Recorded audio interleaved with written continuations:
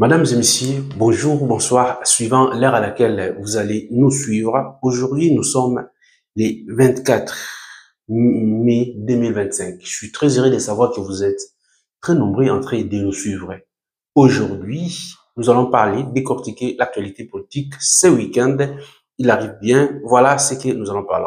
Voici les 6 contradictions dans les discours de Kabila. Nous allons essayer de les décortiquer pour que vous puissiez comprendre qu'est-ce qui a été dit, qu'est-ce qui s'est contredit et quelle est la leçon que nous devons tirer au regard de ce qui s'est passé hier. Très chers internautes, voilà ce que nous vous demandons, c'est de cliquer sur des j'aime pour nous permettre de garder notre vidéo un peu plus haut et que ça soit référencé par YouTube. Voilà ce que nous pourrons vous dire. Et maintenant, sans tarder, on va procéder de la manière suivante. Nous allons essayer de vous numérer les 6 points que nous allons essayer de développer, mais aussi nous allons donner notre point de vue très clairement. Voilà. Mesdames et messieurs, Kabila peint un tableau sombre de la gouvernance de Tshisekedi, mais aussi nous voyons très clairement qu'il parle aussi de la situation générale du pays.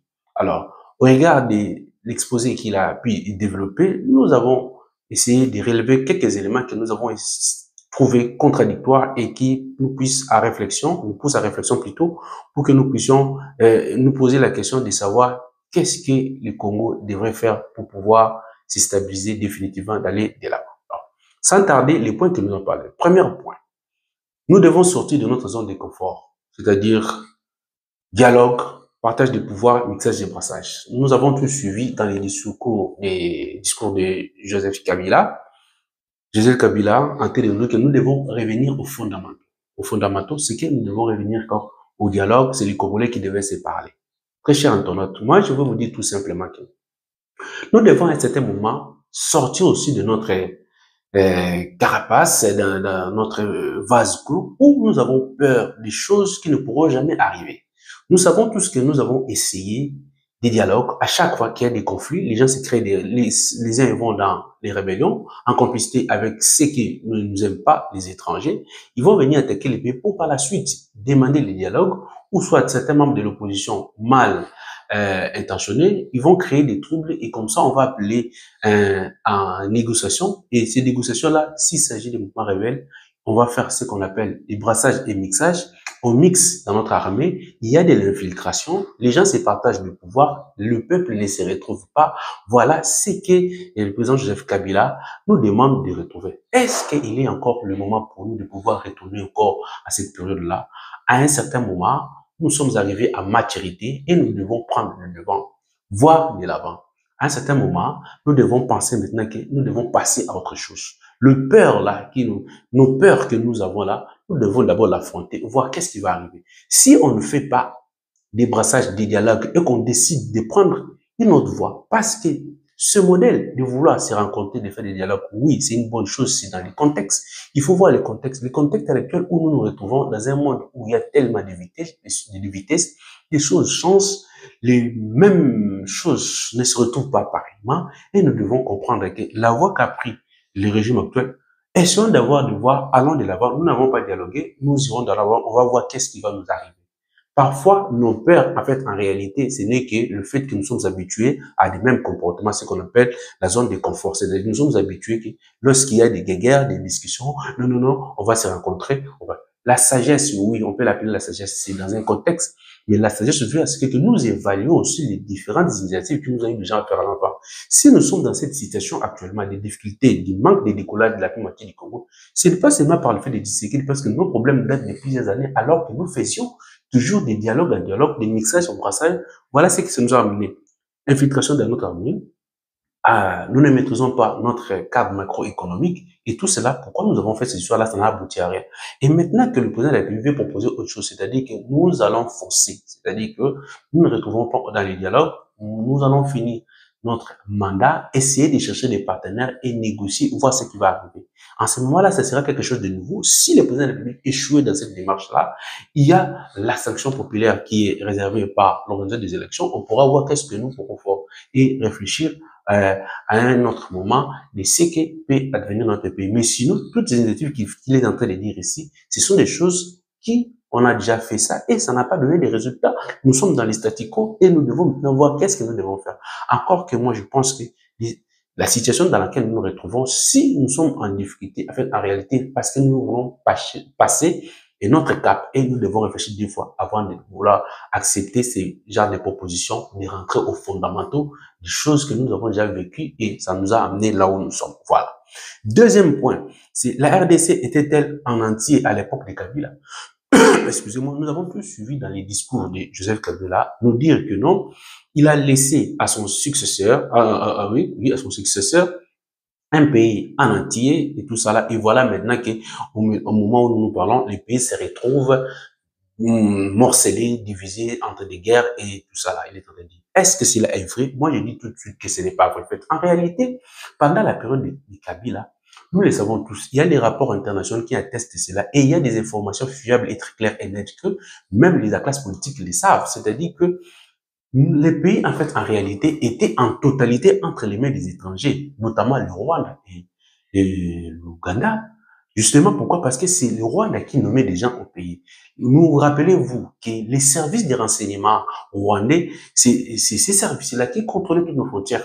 Donc, dans le cadre même de ces négociations, brassage, mixage, tout ça là, nous leur avons accordé les droits de pouvoir sillonner toutes nos frontières pour pouvoir contrôler cela. Et ça a été attesté dans les écoles. Le professeur Fait Kalele qui vient de nous quitter l'a dit très clairement dans son discours. Est-ce que pourrons-nous dire qu'en ce moment, les pays étaient en entier? C'était juste un semblant d'être des propriétaires de notre pays, alors qu'en réalité, c'était dirigé par Paul Kagame. Nous le savons tous. Maintenant, entre le président Kabila, l'ancien président Kabila, qui dit que le pays, il a laissé à son successeur en entier, alors que nous savons tous c'était dirigé par le Rwanda, et le président Tshisekedi, qui est menacé justement parce qu'il est en train de chercher comment récupérer notre pays qui était entre les mains du Rwanda et de leurs complices des supplétifs ça et là. C'est très clair que la majeure partie de la République du Congo a été récupérée par le président Tshisekedi, par le fait que maintenant, il ne contrôle pas plus le Congo.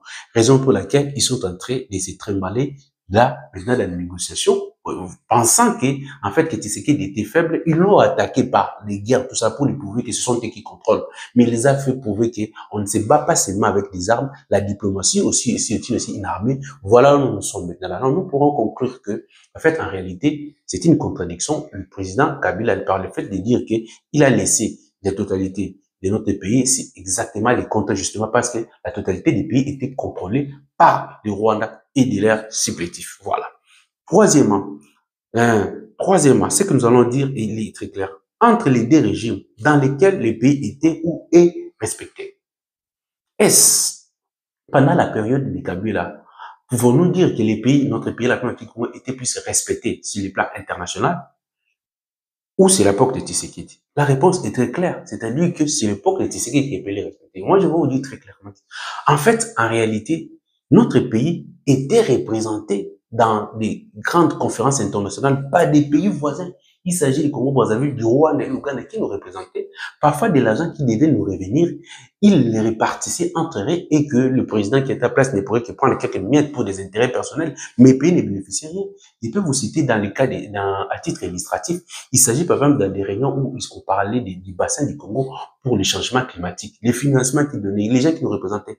On était presque vide, c'est-à-dire c'était que des étrangers. Vous imaginez que c'est le Congo-Brazzaville qui allait nous représenter pour discuter, alors que c'est nous qui égorgeons une grande partie de cette bassin du Congo. Mais voilà que nous étions représentés par d'autres pays. Dans cette situation-là, pouvons-nous dire que nous étions plus représentés et respectés à l'époque de Kabila qu'à l'époque de Tshisekedi? Et pourtant, à l'époque de Tshisekedi, par ses voyages, il a pu faire entendre la voix du Congo. Aujourd'hui, on parle de la République du Congo. Imaginez-vous que vous pensez que nous, les grands Congos, on était moins cités que les Congo-Brazzaville pendant toute la période de 18 ans. Comment pouvons-nous dire que c'est l'époque de Kabila qu'on était plus respecté? Je pense que c'est exactement le contraire, comme je vous dit.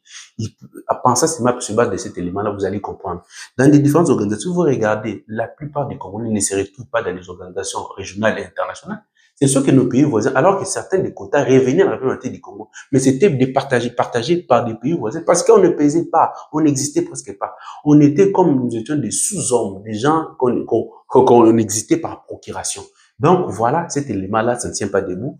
Nous sommes dans une période où, pendant ce régime de Tshisekedi, le Congo est en train de prendre l'élan, il est en train de recouvrir sa place, rentrer, redorer son image par le fait que Tshisekedi a utilisé cette diplomatie. Aujourd'hui, si nous avons eu des sanctions contre les Rwandais, justement parce qu'on a reconnu que le Congo existe.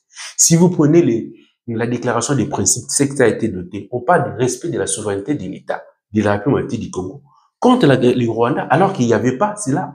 Le Congo était, en fait, en quelque sorte, la propriété du Rwanda et de ses supplétifs. Donc, disons-nous la vérité. Donc, on ne peut pas se la cacher. Et donc, déjà, ces discours-là, à ce point-là, c'est trop creux et ça ne peut pas être accepté. Quatrièmement, la manipulation de la population. Dans les discours de l'ancien président de la République, il tente de manipuler la population pour parler des 100 millions des âmes des gens qui lui apportent à cœur. Or, qu'en réalité, nullement dans ce discours, il a compati avec les gens de l'Est et nullement il a cité l'agresseur pour voir à quel point l'agresseur fait souffrir sa population. Il ne fait qu'attaquer au régime de Tshisekedi, de ses protesteurs, le régime avec lesquels il a l'obligation des réserves, que nous allons parler un peu plus loin, justement parce qu'il y a une loi qui le protège. Il est payé et nourri par des institutions de la République, mais vous êtes en train de s'attaquer au régime de la République en lui opposant avec sa population. Là, c'est une faute grave, violation même de la loi. Donc, sur ces points-là, il ne peut pas parler il peut pas parler d'être ensemble avec la population. Excusez-moi, justement, pour ces raisons que je suis en train d'évoquer. Cinquièmement, la victimisation des Swahilophones. C'est inadmissible pour un ancien président de la République qui lui revient, comme je venais de le dire tantôt, l'obligation des réserves, de stigmatiser l'aspect de la communautisation, permettez-moi les termes, parler des Swahilophones pour les opposer à d'autres espaces linguistiques. Ça, c'est une violation, de la Constitution, parce que la langue swahili n'est pas la langue d'un peuple, c'est une langue nationale. Parmi les 4 langues nationales, on parle de langue swahili. Cette communauté-là n'existe que dans ses pensées. En réalité, le fait de stigmatiser cela sans preuve tangible, parlant qu'on est en train de s'attaquer qui est des Swahilophones, là, c'est de la xénophobie, c'est-à-dire de diviser la population, créer des tensions dans les populations pour qu'il y ait des ennemis et cela va faciliter les ennemis pour qu'ils viennent accomplir leur mission de balkanisation. Et donc, le travail qu'a fait l'ancien président de la République au regard de l'argumentaire qu'il a avancé des peuples swahilophones, c'est quelqu'un qui appuie les discours de Kagame et des étrangers, des gens qui veulent la balkanisation du pays pour leurs avantages propres. Il n'y a rien de l'État, il n'y a rien de la population congolaise dans cette façon d'aborder des choses, de séparer des populations. Et donc, c'est déjà une faute magistrale. 6. Opération sédition de l'armée. Quelle est son importance? Nous avons tous vu que les présidents parlaient que non, en fait, en réalité, à son époque, notre armée, c'était une meilleure armée, justement. Le problème, ce n'est pas les militaires, mais c'est le commandement. Quand lui, il était au commandement, il commandait bien. Mais là, en fait, en réalité, moi, je pense que je dirais, c'est une injure contre la République démocratique du Congo, qui, en fait, en réalité, ça fait l'ombre d'aucun doute que notre armée a été infiltrée sur base des brassages et des mixages. Cela affaiblit notre armée. Le fait de ne pas reconnaître cela, ce n'est pas être patriote. Un vrai patriote doit reconnaître, voir le problème et le dire très clairement. Le fait de ne pas dire que notre armée a un problème, justement, parce qu'il a été infiltré au plus haut point. Donc, le fait de dire le contraire, que les problèmes, c'est le commandement, je pense qu'en fait, en réalité, là, c'est saboter, ne pas aimer la République et vouloir tenter d'opposer les militaires contre le gouvernement, contre l'État congolais, c'est-à-dire de créer ce qu'on appelle la désobéissance. Là, c'est encore une faute, une infraction que le président l'ancien président de la République ne devait pas tenir. Donc, si vous regardez ces éléments que nous sommes en train d'évoquer, il est très clair que l'ancien président de la République a violé principalement d'abord son droit des réserves, qui lui tente de dire qu'il devrait il va venir maintenant par la partie est orientale, à partir de Goma, parce que avant c'était des rumeurs et qu'on a pris des décisions du gouvernement sur base des rumeurs. Alors qu'en réalité, des mêmes personnes qui ont relayé cette information au moment où on avait dit qu'il était à Goma, ce sont les mêmes personnes qui relayent encore l'information de son point de presse d'hier qu'il a tenu. Et donc, il ne peut pas nous dire que, en fait, en réalité, c'était des rumeurs, alors que ce sont des réalités, des éléments sont là. Les services de renseignement existent, ils ont des informations. Et maintenant, quand il va aller là-bas, il va aller dans quelle qualité? Là, ça dénote tout très clairement que maintenant, il est en train de s'afficher très clairement que, et voilà, c'est moi, je suis d'accord avec ces mouvements rebelles parce que je les conduis, je les appuie. Nous avons tous vu que sa femme est allée passer un peu de temps au niveau des Bukavu. Ce qui prouve à suffisance, c'est qu'ils appuient la rébellion.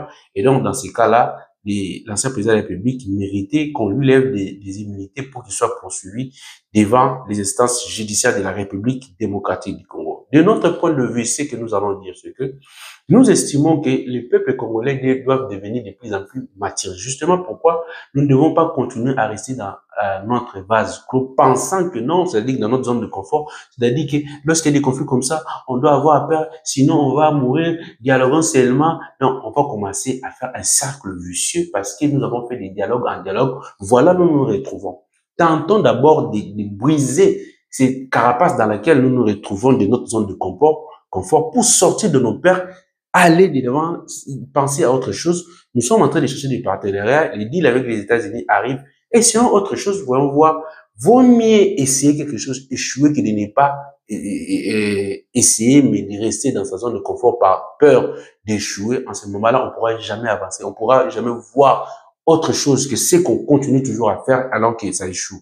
Voilà ce que nous pourrons dire aujourd'hui. Très chers internautes, mesdames et messieurs, nous sommes très heureux de savoir que vous étiez très nombreux en train de nous suivre. Notre point de vue, c'est justement pour donner de la lumière et faire comprendre au peuple congolais que nous devons nous prendre en charge, comprendre qu'à un certain moment, nous devons être capables de nous défendre. La classe politique congolaise devrait faire preuve de maturité pour voir à quel point orienter la population vers la bonne voie pour que nous puissions réussir. Et donc, ce que nous vous demandons, si c'est pour la première fois que vous participez à cette émission, c'est de vous abonner, de cliquer sur des j'aime et de cliquer sur la cloche de notification pour ne rien rater. Et donc, pour le reste, moi, je vous souhaite toutes les bonnes choses du monde, bon week-end et à la prochaine.